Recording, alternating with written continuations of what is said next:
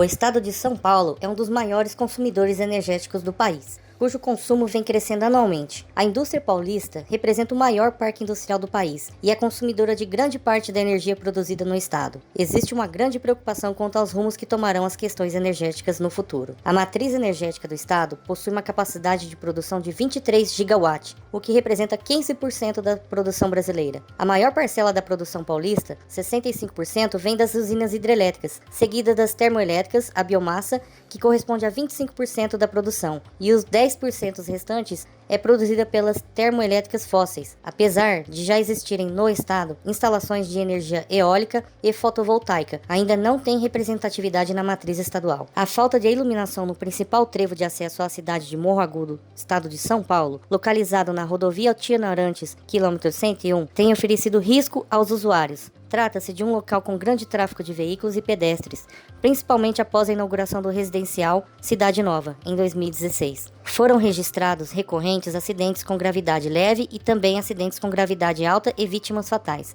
Alguns dos fatos foram amplamente divulgados nos principais canais da mídia regional e redes sociais, sempre levando discussões sobre a falta de iluminação, estar diretamente relacionada ao ocorrido. Nosso projeto apresenta um sistema de implantação de iluminação pública alimentado por energia fotovoltaica, com monitoramento e gerenciamento informatizado através do conceito de internet das coisas. O investimento inicial é alto, porém o retorno é rápido, considerando que um sistema fotovoltaico possui estimativa de vida de 25 anos, e o retorno total do investimento é estimado para menos de 10 anos. O sistema de gerenciamento e monitoramento parte da necessidade de se aprimorar o serviço de manutenção, reduzindo o tempo usado para efetuar um reparo, evitando que haja falta de energia ou deterioração do sistema por demora no atendimento, que a falta de simples reparos podem ocasionar defeitos graves, que levam à consequente perda de partes importantes do sistema e comprometimento de toda a estrutura.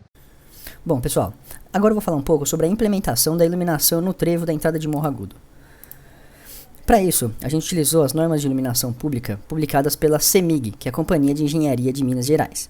A iluminação de trevos, nessa norma, ela deve se estender por 100 metros além do trevo. O incremento e a redução de iluminação devem ser graduais, para não causar ofuscamento ou cegueira momentânea pelo escurecimento repentino. O incremento e redução da iluminação podem ser criados pela mudança no espaçamento dos postes. O trevo em questão tem uma planta baixa que mostra que o comprimento total é de aproximadamente 250 metros, a largura total é de aproximadamente 55 metros, o vão interno tem aproximadamente largura de 22 metros, a largura da pista de rodagem tem aproximadamente 12 metros de largura. O canteiro central, a norma de iluminação dela diz que a distância entre os postes dentro desse canteiro central tem que ter uma distância mínima de 6 metros. No nosso caso, ele tem 20 metros de tamanho, então não tem problema. Na rodovia, a norma de iluminação diz que a iluminação deve ser bilateral, ou seja, com postes dos dois lados, e também tem que ter uma relação entre a altura e a largura da pista. Quais são as variáveis na iluminação pública? Elas são a altura do poste H em metros, largura da pista em metros, o fluxo luminoso em lumens, a iluminância em lux, a área a ser iluminada em metros quadrados, o N, que é o fator de depreciação da lâmpada, e o coeficiente de utilização, que depende da quantidade de luz que vai ser utilizada na iluminação. O cálculo que a gente utilizou foi o cálculo pelo método fluxo luminoso. Pela planta, o vão interno tem 22 metros de largura, a largura da pista tem aproximadamente 12 metros. Assim a gente percebe que os postes precisam ter uma altura de no máximo 7,5 metros. O mais comum no mercado é postes de 6 metros, que está dentro da norma. A norma para a iluminância média e a iluminância mínima, seguindo essa norma da CEMIG, ela tem que ter uma iluminância média de 5 lux e uma iluminância mínima de 1 lux. O cálculo pelo método fluxo luminoso, a gente utiliza dados da lâmpada, então para esse caso eu tenho lâmpadas de vapor de sódio de 70 watts, elas têm índice de proteção, é o IP65, cuja intensidade luminosa vale aproximadamente 660 lumens, 6.600 lumens, e o coeficiente de utilização mínimo é de aproximadamente 0,4. A área a ser iluminada, a gente pode calcular utilizando essa equação, e aí a gente percebe que para 5 lumens, a gente consegue iluminar uma área de 400 metros quadrados. Extraindo a raiz de 400 metros quadrados, a gente percebe que a área teria lado aproximado de 20 metros, ou seja, o espaçamento entre os postes deve ser de 20 metros. Para espaçamento das áreas de menor iluminação, a gente percebe que, utilizando a mesma equação, mas mudando os valores de luminância, a gente consegue perceber que esse poste com essa mesma lâmpada, ela é capaz de iluminar uma área de 1.600 metros quadrados, cuja distância entre os postes daria de aproximadamente 40 metros. Na aproximação do trevo e no afastamento do trevo, ela tem uma graduação de iluminação. E nesse caso, essa graduação de iluminação, o espaçamento antes e depois do trevo deve ter distâncias da entrada e da saída do trevo iguais a 80 metros, 50 metros e 24 metros. No interior do trevo, deve ter uma iluminação média de 5 lumens, portanto, tem que ter o espaçamento dos postes de aproximadamente 20 metros. Boa noite, pessoal. Aqui quem fala é o Marcel. Vou estar apresentando a simulação do nosso sistema em circuito eletrônico com iluminação via pública, né, que será desenvolvido em nosso projeto integrador no Polo de Morro Agudo. Logo mais minha apresentação, o Jorge vai estar apresentando a explicação do código de programação no Arduino referente a esta simulação do nosso sistema. Vamos lá, pessoal. Então aqui é o nosso simulador, né, que está apresentando o nosso sistema e está sendo representado aí por vários componentes. Medidor de voltagem, tensão, a temperatura, né, os postes, sensor de luz que, tipo, se tiver de dia, nosso sistema vai identificar que está de dia, as lâmpadas vão ser apagadas. Se tiver de noite, vai identificar que está de noite, as lâmpadas vão ser acesas automaticamente. Isso é a finalidade desse sensor. E tem a comunicação via 3G, né, que é a comunicação da internet que ele vai ter, e tem esse display aqui abaixo, esse display LED aqui, ele está representando nosso servidor web. No caso aqui, nesse simulador não tem um servidor web para a gente representar, então a gente colocou ele para estar representando, que é o servidor web onde vai estar armazenando nossas informações do sistema durante o dia a dia aí. Tipo uma lâmpada queimar, apagar, algum problema de energia, temperatura, um problema de bateria. Então o servidor web é responsável de receber essas informações que o Arduino vai estar enviando para ele. Aí ele vai armazenar essas informações e a nossa aplicação desenvolvida vai buscar esses dados e enviar as notificações para a gente no dia a dia, informando durante o dia a dia o status das lâmpadas, as temperaturas e tudo mais, nosso funcionamento. Então vou iniciar a nossa simulação aqui, pessoal, a gente já vai entender um pouco melhor como vai funcionar. Então inicializei o sistema aí, o LED já ligou aí, como se fosse o servidor web, já teve a comunicação com ele. Aí já está mostrando aí que o sistema foi iniciado e sem erro. No momento o sistema está funcionando normalmente, aí está normalizado, todas as lâmpadas estão acesas e a temperatura tudo ok, bateria tudo ok. Então, aqui os botões aqui do lado vão estar representando os botões para ligar e desligar as lâmpadas. Então nesse primeiro aqui eu vou desligar a lâmpada e vocês vão ver que o servidor já vai receber essa informação que a lâmpada foi apagada. Então ele vai receber essa informação que deu algum problema nessa lâmpada, no caso. Então aqui, ó, clicar aqui, certo? E ele já vai receber essa informação aí, o servidor já vai receber essa informação. Eu já cliquei ali, já habilitei. Tá vendo que o LED ele já apagou o LED do sensor do poste 1 e ele já vai receber essa informação informando que está apresentando algum problema aí, certo? Então, está mostrando a temperatura, certo? Olha lá, já mostrou um alerta, olha lá, poste 1 erro. Então, o servidor já recebeu essa informação, aí no caso, no dia a dia, a nossa aplicação vai acessar no nosso servidor web, vai receber essa informação e vai mandar a notificação para nossa aplicação. Então, é isso que ele vai fazer durante o dia a dia, não só dos postes, pessoal, das lâmpadas, como também da temperatura, da bateria e tudo mais.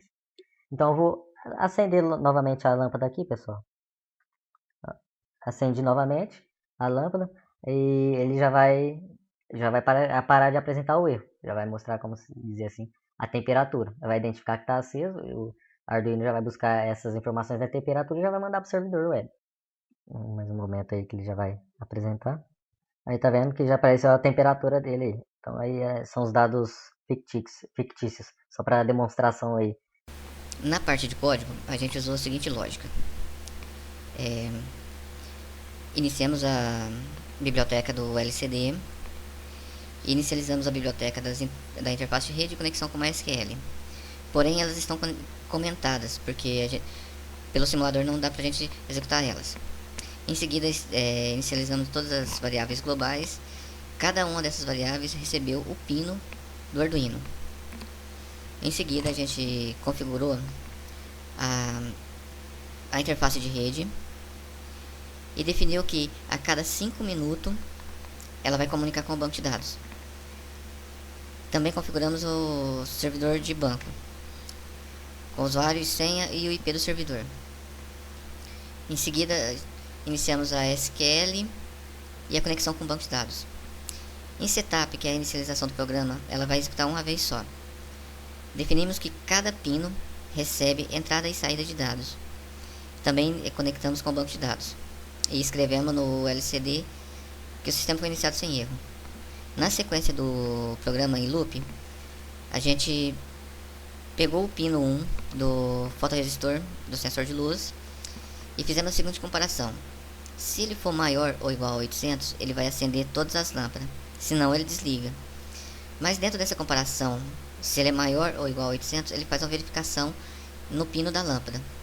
Se o pino receber o valor 1, retornar o valor 1, então é porque tem um erro. Então ele vai escrever no LCD que existe um erro naquela lâmpada.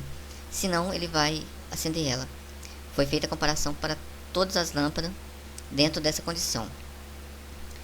Na sequência, pegamos os pinos das lâmpadas e verificamos se tem algum erro, se retornou 1. E somamos todos eles, todos os 4 pinos. O resultado, se o resultado for igual a 0, então não tem erro, ele vai continuar o programa e vai escrever no LCD a temperatura máxima e mínima daquele instante. Caso contrário, vai exibir a mensagem de erro. Dentro dessa condição também, a gente colocou a verificação do milissegundo atual e verificou se ele já comunicou com o banco de dados ou não. E ele executa a inserção no banco de dados de todos os valores que a gente setou aqui, das lâmpada 1, 2, 3, 4, carga de bateria, temperatura, data e hora.